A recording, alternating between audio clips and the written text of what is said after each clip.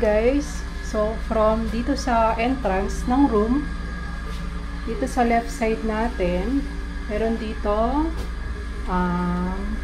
cabinet or wardrobe. Ayan, may cabinet. Tapos, dito may mga hanger. Ayan. Tapos, malalagyan ng gamit. Tapos, dito may mini table. Tapos, merong pitchel. May initan ng tubig, kettle. Tapos, may mga cups na rin for hot and cold. Tapos, ito, free naman siguro to, no? Siguro mga kape to. And green tea. Tapos, ayan, may mirror dyan. Tapos, dito banda is may emergency light. By the way, this is room 407. Ayan. Tapos, sa ilalim, pwede rin kayo maglagay ng gamit. Tapos, may mini vault din. Yan. And then, dito naman sa right side, ito naman yung CR. Yan. Tapos, dito, yan, may lababo. Tapos, napakalawak nung ano man tawag dyan? Counter.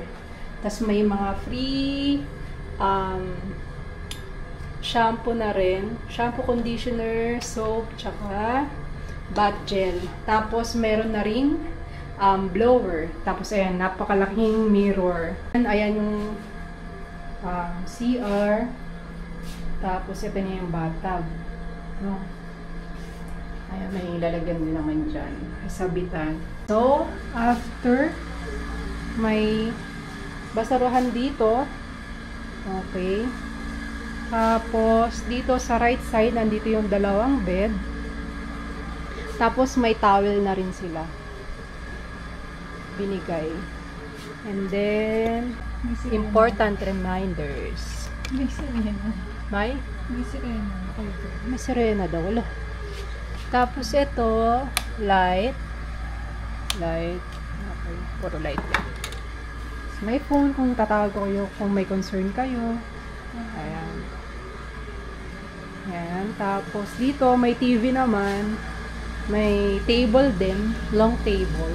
Or counter. Tapos, may mini fridge. Ayan. Gumagana ba?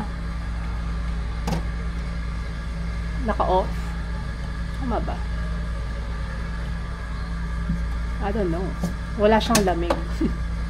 Hindi ko lang sure kung gumagana. Nakatanggal kasi. So, ano ba? Hindi siya nakasaksak pala. Tapos, ayan, yung aircon. And then, may curtain dito. Tapos, window siya. Walang view. So, to compensate, naglagay ng sampayan. O, diba? Matutuyo talaga yung gamit niya dito kasi ang init dito banda.